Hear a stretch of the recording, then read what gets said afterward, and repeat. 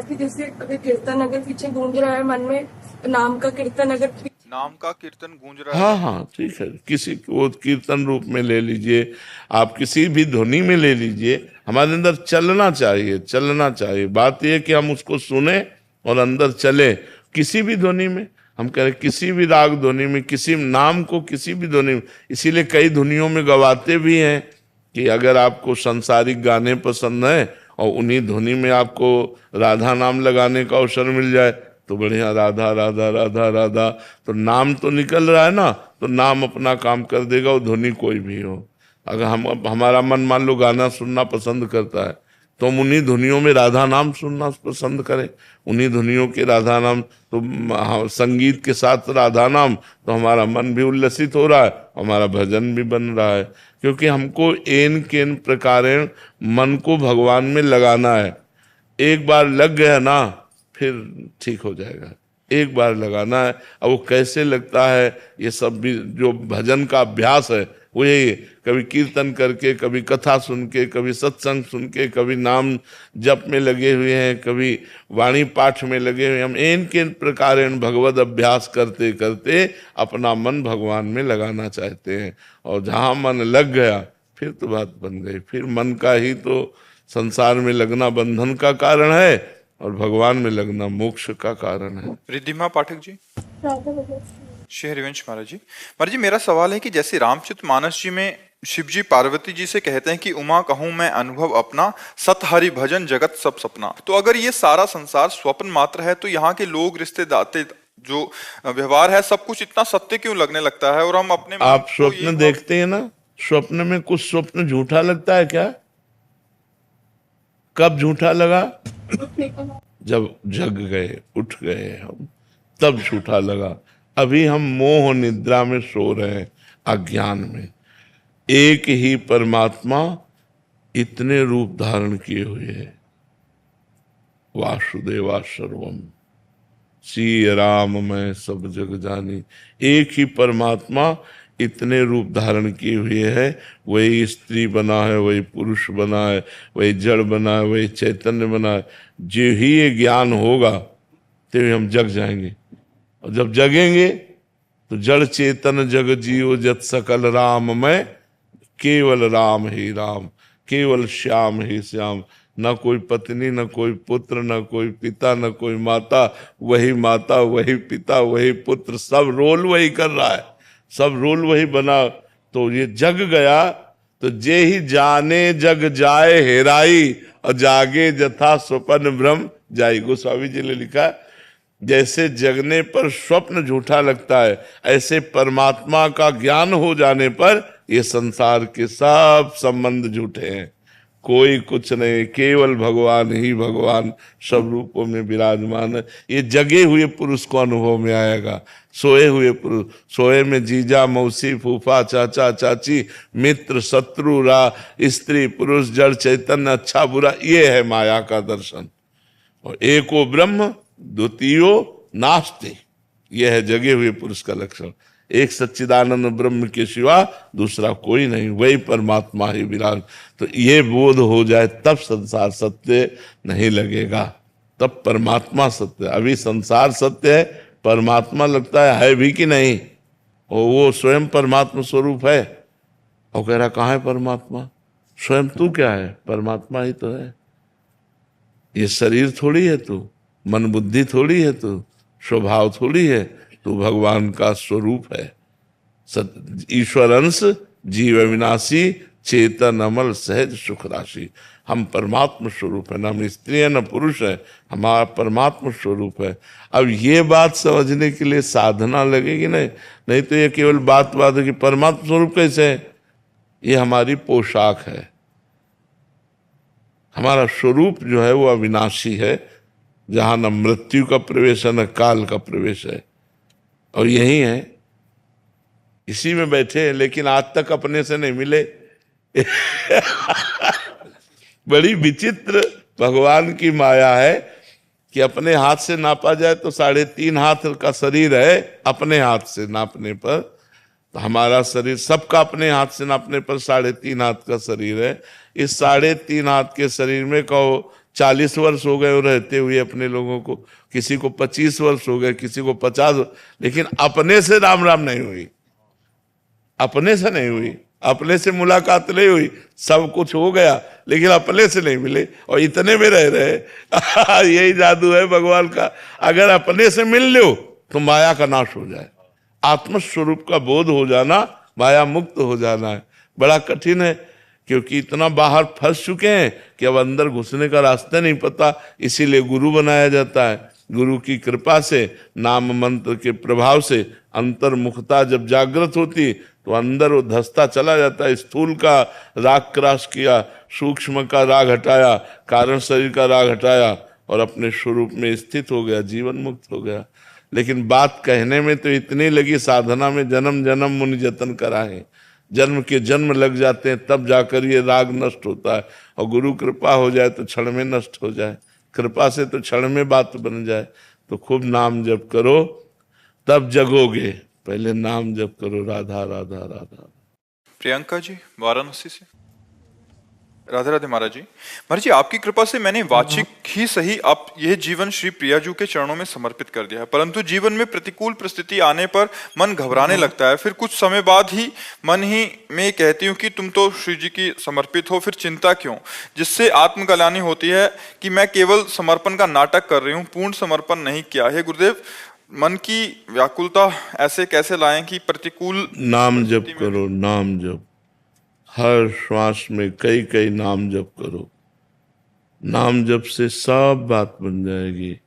प्रभु की शरणागति पुष्ट हो जाएगी, अहंकार नष्ट हो जाएगा, अज्ञान नष्ट हो जाएगा। जितने तीर्थों के अवगाहन का फल है वो सब नाम में विराजमान है। जितने शास्त्रों का ज्ञान है वो सब नाम में विराजमान है। जो भी भागवतिक अनुभूतियां हैं वो सब नाम में विराजमान है। जो भी आध्यात्मिक ऊंचाई है वो सब नाम में विराजमान है। बस हम डट कर नाम जप करें। देख लो, नाम जप करके सब कुछ प्राप्त हो जाएगा। बस निरंतर नाम में हमारी अंदर ही अंदर रति होनी चाहिए। अंदर हमें, जैसे आदमी कोई काम करे और उसको काम में घाटा हो जाए तो उसे चिंता होती, शोक होता है। दो बातें होती, एक चिंता होती कि व्यापार में आज हमारे घाटा हुआ, और शोक भी होता है। और हमारा नाम छूट जाए तो हमें शोक भी नहीं होता, हमें पश्चाताप भी नहीं होती। तो इसका मतलब नाम के प्रति महत्व नहीं। नाम जब तद विस्मरणेन परम व्याकुलते थी, विस्मरण होने पर ऐसे छटपटाने लगे जैसे मछली को जल से निकालो तो छटपटाने लगती है। ऐसे नाम छूटे तो हमें असहनीय हो जाना चाहिए, अंदर ही अंदर, अंदर ही अंदर, तब सब कुछ प्राप्त हो जाएगा। अभी जैसे हम वचन से कहा हे श्री जी आपकी हैं, लेकिन स्थिति तो है नहीं, तो थोड़ा सा भय आएगा, थोड़ा सा पीड़ा आएगी, थोड़ी सी चिंता आएगी तो हम घबरा जाएंगे, हम टूट जाएंगे, हम किसी और का आश्रय ले लेंगे, श्री जी का आश्रय छोड़ देंगे। किसी रिश्तेदार, किसी नातेदार, किसी पदाधिकारी, किसी धनी मानी, बस हमारी शरणागति की धज्जियां उड़ गई। अगर हमने किसी और का आश्रय ले लिया तो हमारी शरणागति गई। तो ये परिपक्व ही तभी होती है जब खूब डट के भजन किया जाता है। भजन से ही शरणागति परिपक्व होती है। नाम जप करो। शरीर की सेवाओं के जितने कार्य हैं वो अपने शरीर के स्नान पवित्रता आदि से लेकर के, खान पान आदि से लेकर के, व्यापार नौकरी किसानी जो भी करते हैं वो सब तदर्पिता अखिलाचारिता भगवान को समर्पित करें ध्यान पूर्वक। एक एक घंटा, दो दो घंटा का समय और वो कार्य कृष्णार्पणम मस्तु, कृष्णार्पणम मस्तु। नाम जप, अभी भक्ति आ जाएगी, अभी हृदय में आनंद की लहर आने लगेगी। जैसे जैसे पाप नष्ट होंगे वैसे वैसे आनंद की अनुभूति होती जाएगी। लगना पड़ेगा, इसे लगन कहते हैं। लागी लगन छूटे नहीं, जीव चोच बर जाए, मीठो कहा अंगार में जाहि चकोर चबाए। चकोर को चंद्रमा से लगन लगी है, वो चंद्रमा से मिलना चाहता है, उसका प्रीतम चंद्रमा है चकोर का। अब उसने विचार किया कि मैं चंद्रमा तक उड़कर तो पहुंच नहीं सकता, हमने प्यार किया है चंद्रमा से, और अपने प्रीतम चंद्रमा से मिलूं कैसे? उड़ के तो नहीं पहुंच सकता। तो उसने कहा मर के तो पहुंच सकता हूं, क्योंकि सुना है भगवान शंकर चिता भस्मा लेपो, चिता की भस्म लगाते हैं।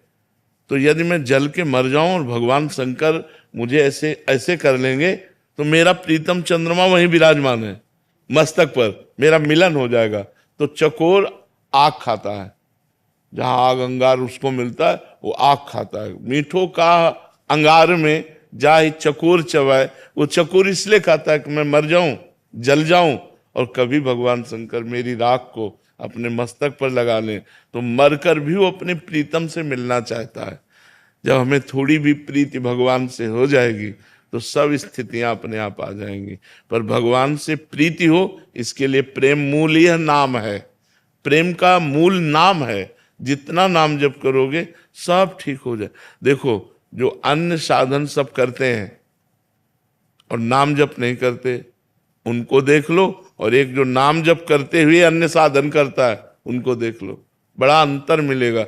और जो भजन करते हैं तो व्यवहार को भी परमार्थ बना लेते हैं। इसलिए व्यवहार में रहते हुए, आप लोग गृहस्थ में हो, कोई विद्यार्थी है, कोई व्यापारी है, कोई किसान है, कोई अपने कार्य को पूजा बना लो और नाम जप करो। आप में इतनी सामर्थ्य आ जाए। बड़े बड़े गृहस्थ इतने समर्पित हुए कि विरक्तों से बढ़कर भगवान से प्यार किया।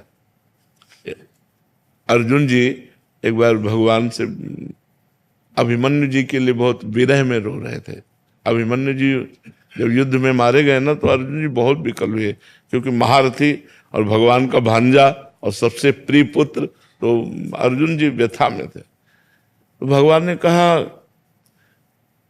भक्ति में इस तरह की आसक्ति उचित नहीं होती।